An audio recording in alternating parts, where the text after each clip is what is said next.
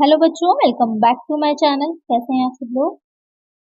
आप लोग के कंपनी लॉ या फिर कहें company law and secretary practice के लेक्चर्स चल रहे थे, जिसमें हम लोग पढ़ रहे थे जो प्रीवियस वीडियो मैंने अपलोड करी थी उसमें आप लोग को पढ़ाया था शेयर कैपिटल के बारे में। आज उसके आगे हम जो नेक्स्ट चैप्टर है चैप्टर 8 उसमें पढ़ेंगे कि क्या होता है संचालक मंडल। बहुत ही इंपॉर्टेंट चैप्टर है ये। क्या होता है बोर्ड ऑफ डायरेक्टर्स, उनकी कमिटीज क्या होती हैं या फिर मैनेजरियल रेम्युनरेशन क्या होता है। ये आपका चैप्टर है नेक्स्ट। काफी इंपॉर्टेंट है, इसमें से क्वेश्चन बहुत बनते हैं तो ध्यान से पढ़िएगा। तो आइए वीडियो को शुरू करते हैं, लेकिन शुरू करने से पहले चैनल को सब्सक्राइब कर लीजिए, वीडियो को लाइक जरूर कर दिया करिए और फिर तक वीडियो को शेयर भी कर दिया करिए। संचालक डायरेक्टर क्या होता है। जैसे कि आपको पता ही है कि कंपनी जो है एक आर्टिफिशियल बॉडी है, एक कृत्रिम व्यक्ति है, उसके हाथ पैर नहीं होते हैं, इसलिए वो अपने सिग्नेचर के जगह क्या करती है, जो उसकी स्टैंप होता है या फिर जो उसकी मोहर होती है। इसी तरह कंपनी अपने काम भी नहीं कर सकती, तो उन कामों को करने के लिए कुछ व्यक्ति उन कामों को करने के लिए कुछ व्यक्ति होते हैं। वही व्यक्ति जो कंपनी का संचालन करते हैं, कंपनी के कामों को करते हैं, कंपनी की जो ऑपरेशंस होते हैं, वर्किंग ऑपरेशंस होते हैं, उनको करते हैं। वो क्या कहलाते हैं, वही कहलाते हैं डायरेक्टर्स या फिर संचालक जिसे कहा जाता है। क्योंकि कंपनी जो होती है उसको कोई फिजिकल अपीयरेंस नहीं होता है, तो उसके कामों को करने के लिए, उसकी तरफ से कामों को करने के लिए व्यक्तियों की जरूरत होती है, व्यक्तियों की आवश्यकता होती है। वही व्यक्ति क्या कहलाते हैं, डायरेक्टर्स कहलाते हैं, संचालक कहलाते हैं। अब अगर हम बात करें कि जो कंपनीज एक्ट है आपका, उसके अकॉर्डिंग क्या डिफिनेशन दी गई है, तो धारा 2 की उपधारा 34 के अनुसार कि संचालक से अभिप्राय उस संचालक से है जो कंपनी के बोर्ड में नियुक्त किया गया हो। संचालक की परिभाषा संतोषजनक व परिपूर्ण नहीं है। वास्तव में संचालक वह व्यक्ति होता है जो कंपनी के व्यवहारों व प्रबंध पर नियंत्रण रखता है। यह निश्चित रखने के लिए कि कोई व्यक्ति संचालक है अथवा नहीं, हमें उसके पद और कार्यों की प्रकृति पर भलीभांति विचार करना होता है। एक संचालक कंपनी का अधिकारी होता है, ऑफिसर होता है। तो ये जो डिफिनेशन दी है वो कंपनीज एक्ट में के अकॉर्डिंग दी गई है, जो उसकी धाराओं में दी जाती है।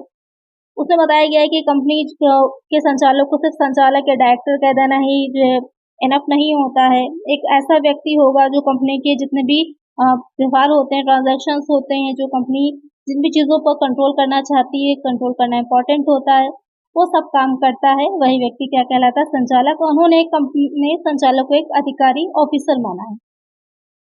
इसके अलावा और भी डिफिनेशन दे रखी है, वो भी देख सकते हैं आप कि वेबस्टर शब्दकोश के अनुसार दे रखी है। तो एग्जाम में अगर आता है संचालक क्या है या उसके बारे में की योग्यताएं क्या होती हैं, कैसे नियुक्त किया जाता है, इस तरह के क्वेश्चंस बनते हैं, तो आप ये डिफिनेशन भी लिख सकते हैं। अब आ जाता है कि संचालक मंडल का क्या आशय है, meaning of board of directors. ये तो हमें पता चल गया डायरेक्टर क्या होता है, लेकिन उन्हीं संचालकों से मिलकर के बनता है बोर्ड ऑफ डायरेक्टर्स। तो जो कंपनी के संचालक होते हैं, क्योंकि कंपनी बड़ी है, उसको चलाने के लिए एक से ज्यादा लोगों की जरूरत पड़ेगी, एक से ज्यादा संचालकों की जरूरत पड़ेगी, तो उनका एक बोर्ड बना दिया जाता है, मंडल बनाया जाता है, या कहें एक सामूहिक रूप से मिलकर के वो चलाते हैं, तो वो कहलाता है संचालक मंडल, बोर्ड ऑफ डायरेक्टर्स कहा जाता है। फिर आ जाता है कि संचालकों की संख्या, बहुत इंपॉर्टेंट पॉइंट है, काफी कंफ्यूजन रहती है। नंबर ऑफ डायरेक्टर्स की कितने होने चाहिए न्यूनतम और कितने होने चाहिए अधिकतम, मिनिमम और मैक्सिमम सब इंपॉर्टेंट होते हैं। मिनिमम की अगर हम बात करें तो मिनिमम में आपको पता ही होगा कि प्राइवेट कंपनी और पब्लिक कंपनी को ध्यान में रख करके जो अलग अलग जो कि प्रावधान होते हैं दोनों के लिए। तो एक पब्लिक कंपनी होगी उसमें मिनिमम कम से कम 3 संचालक होते हैं, और जो एक प्राइवेट कंपनी होती है उसमें कम से कम 2 संचालक होंगे, ध्यान में रखिएगा। लेकिन एक व्यक्ति वाली अगर कंपनी है, जैसे कि अगर ऑब्जेक्टिव आपका पेपर आएगा, अगर हो रहा है तो कहीं ऑब्जेक्टिव होता है, कहीं पर डिस्क्रिप्टिव होता है, तो ऑब्जेक्टिव अगर पेपर हो तो यहाँ पर एक चीज का स्पेशली ध्यान रखिएगा कि एक व्यक्ति वाली कंपनी है, 1 पर्सन कंपनी है, तो वहां पर संचालक डायरेक्टर जो होगा एक अकेला व्यक्ति भी हो सकता है। तो यहाँ पर पब्लिक कंपनी के लिए 3 मिनिमम, प्राइवेट कंपनी के लिए 2, और जो 1 पर्सन कंपनी होगी उसके लिए 1 संचालक होना जरूरी होता है। ये तो हो गया न्यूनतम। अधिकतम कितने होना चाहिए, कि जो अंतर नियम होते हैं, आर्टिकल ऑफ एसोसिएशन जो बनाते हैं, तो वहां पर ये व्यवस्था दे रखी होती है, वहां पर ये बताया जाता है कि कितनी न्यूनतम अधिकतम संख्या होगी। तो वहां पर न्यूनतम तो भी आपने समझ ली, अधिकतम कितनी होती है, अधिकतम जो होगी कम से कम 15 संचालक होते हैं। लेकिन कंपनी अगर आवश्यक समझ रही है या कंपनी इतनी बड़ी है तो अपने अंतर नियमों में व्यवस्था करके और एक विशेष प्रस्ताव को पारित करके वो 15 से अधिक संचालक भी नियुक्त कर सकती है। किस धारा के अकॉर्डिंग, जो आपकी 149 सबसेक्शन बी दे रखा है उसके अकॉर्डिंग। तो यहाँ पर आपको क्लियर हो गया होगा संचालक कितने होते हैं। और एक बहुत इंपॉर्टेंट क्वेश्चन ये आता है कि एक व्यक्ति कितनी कंपनियों में संचालक हो सकता है। ऑब्जेक्टिव क्वेश्चन बहुत बनता है कि एक व्यक्ति जो होगा वो कितनी कंपनियों में संचालक हो सकता है। तो जो कंपनीज एक्ट 2013 जो अब चल रहा है, जो हम लोग पढ़ रहे हैं, उसमें एक व्यक्ति एक टाइम में 20 से अधिक कंपनियों का संचालक नहीं हो सकता है। यानी कि 20 तक वो रहेगा, उससे ज्यादा कंपनियों का संचालक नहीं होगा। और अगर कंपनी जो है वो पब्लिक कंपनी की हमसे बात करें तो 10 से ज्यादा कंपनियों का संचालक नहीं बन सकता। तो ध्यान में रखिएगा, अगर नॉर्मली आपसे जनरली क्वेश्चन पूछा है तो वहाँ पर 20 आंसर होगा, लेकिन अगर पब्लिक कंपनी स्पेशली कह रहा है तो वहाँ पर अधिकतम 10 कंपनियों का ही संचालक वो हो सकता है। तो ये पॉइंट ध्यान में रखिएगा, अक्सर एग्जाम में पूछा जाता है। अब नेक्स्ट आगे हम पढ़ते हैं कि संचालक तो हमने समझ लिया, डायरेक्टर समझ लिया, क्या उनकी अयोग्यताएं होती, क्यों कोई व्यक्ति डिस्क्वालीफाई हो जाता है एक डायरेक्टर बनने से। तो सबसे पहली क्या होती है कि क्यों संचालक नहीं बन सकता। पहली हो जाएगी, अगर कोई व्यक्ति मेंटली क्या है, नॉर्मल नहीं है, पागल व्यक्ति है या उसे न्यायालय द्वारा पागल ठहराया गया है तो वो व्यक्ति भी नहीं बन सकता है। दूसरा आ जाएगा दिवालिया होने के लिए आवेदन करता, कि कोई ऐसा व्यक्ति है जो बैंकक्रप्ट है, इंसॉल्वेंट है, या फिर उसने इंसॉल्वेंसी के लिए या बैंकक्रप्ट होने के लिए दे रखा है, मतलब गवर्नमेंट को या फिर न्यायालय में एप्लीकेशन दे रखी है, आवेदन पत्र दे रखा है, वो नहीं हो सकता। नैतिक दोष के लिए 6 माह की सजा पाया हुआ व्यक्ति, की अगर किसी को किसी तरह का कोई नैतिक कुछ उसने गलत किया है, उसके लिए उसको 6 मंथ की कोई पनिशमेंट मिली है, सजा दी गई है, तो वो भी नहीं बन सकता। याचना की राशि भुगतान न करने वाला, कि अगर कोई शेयर होल्डर है और उसने जो कॉस्ट करी थी कंपनी की तरफ से और उसने भुगतान नहीं किया है, या फिर उसके भुगतान ना करे, याचना किए हुए 6 महीने बीत गए हैं लेकिन उसने भुगतान नहीं किया, तो वो भी संचालक नहीं बन सकता। फिर आता है कंपनी द्वारा उसके रिश्तेदारों से व्यवहार करने का दोषी। यदि कोई ऐसा व्यक्ति है, संचालक है, जो अपने रिश्तेदार हैं या अपने रिलेटिव्स हैं, जैसे कि बहुत कॉमन होता है कि कहीं पर आजकल तो प्राइवेट सेक्टर में आप लोग बहुत देखते होंगे, रेफरेंस से ही जॉब मिलती है, कि अगर जो है कोई आपका काम कर रहा है तो आपने उसका सोर्स लगाया, उसके थ्रू आपको आसानी से सर्विस वहाँ पर मिल जाएगी। प्राइवेट सेक्टर की बात हो रही है। प्राइवेट सेक्टर में तो यहाँ पर कोई ऐसा व्यक्ति है जिसने अपने किसी रिलेटिव का इस तरह का कोई फायदा कराया है या कोई उससे सर्विस दी है, तो वो व्यक्ति भी संचालक नहीं बन पाएगा। फिर आ जाता है कंपनी के प्रवर्तन, निर्माण व प्रबंधन के समय में अयोग्य ठहराया हुआ व्यक्ति, कि जब कंपनी को बनाया जा रहा था, उसका प्रमोशन हो रहा था, उस टाइम पर जो प्रबंधक है या फिर जो निर्माण कर रहा था, उसने उस व्यक्ति को किसी भी तरह से अनक्वालिफाइड ठहराया हो कि हाँ ये बन नहीं सकता है। फिर आ जाता है कि यदि कोई व्यक्ति किसी भी रूप में कपट आदि के लिए दोषी ठहराया गया हो और न्यायालय या अधिकरण ने उसे संचालक के रूप में नियुक्ति के लिए अयोग्य ठहरा दिया गया।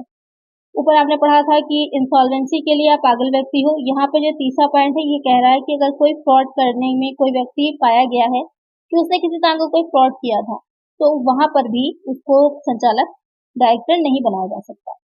फिर आता है कि यदि उस व्यक्ति को संचालक पहचान क्रमांक, डायरेक्टर आइडेंटिफिकेशन नंबर नहीं आवंटित किया गया हो।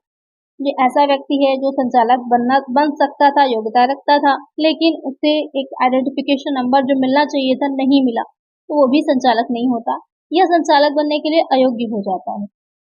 फिर आता है कंपनी जिसमें वह संचालक है द्वारा व्यतिक्रम किए जाने पर अयोग्यता, कि कोई व्यक्ति है अगर पहले से ही किसी पब्लिक कंपनी में संचालक है, जैसे अभी आपने पढ़ा है, तो पब्लिक कंपनी में एक समय में कम से कम 10 कंपनी में संचालक बन सकता है। तो पहले से ही किसी पब्लिक कंपनी में वो संचालक है और उस कंपनी में लगातार 3 वर्षों तक वार्षिक लेखे जो रखे हैं या जो स्टेटमेंट्स बनाए थे दाखिल नहीं किए हैं, या फिर कंपनी नियत तिथि पर जो जनता है उसकी जमा राशि पर उसे ब्याज नहीं भुगतान कर रही, इंटरेस्ट नहीं पे कर रही है, तो वहां पर भी वो व्यक्ति दूसरी कंपनी का संचालक नहीं बन पाएगा।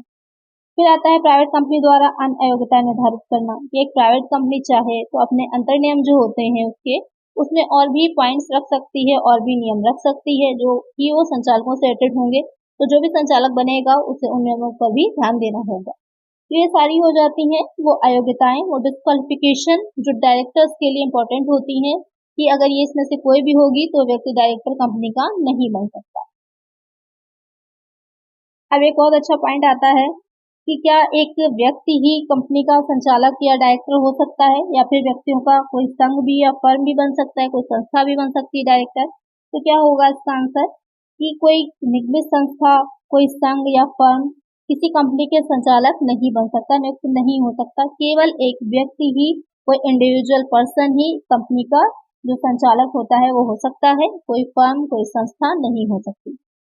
फिर आ जाता है अर्थदंड, पेनल्टी, कि कोई व्यक्ति जो 20 कंपनियों से ज्यादा का संचालक होगा तो वहां पर उसे 20 कंपनियों के बाद प्रत्येक कंपनी, यानी कि 20 कंपनी का है, सपोज कर लीजिए 25 कंपनियों का बन गया, तो 20 कंपनियों तक तो उसको परमिशन है कि बन सकता है। तो बाकी की जो 5 कंपनियां होंगी, प्रत्येक कंपनी की दशा में उसे 5,000 से लेके 25,000 तक का पर डे के हिसाब से दंड देना होता है। इसलिए अर्थदंड देना पड़ेगा, पेनल्टी लगेगी।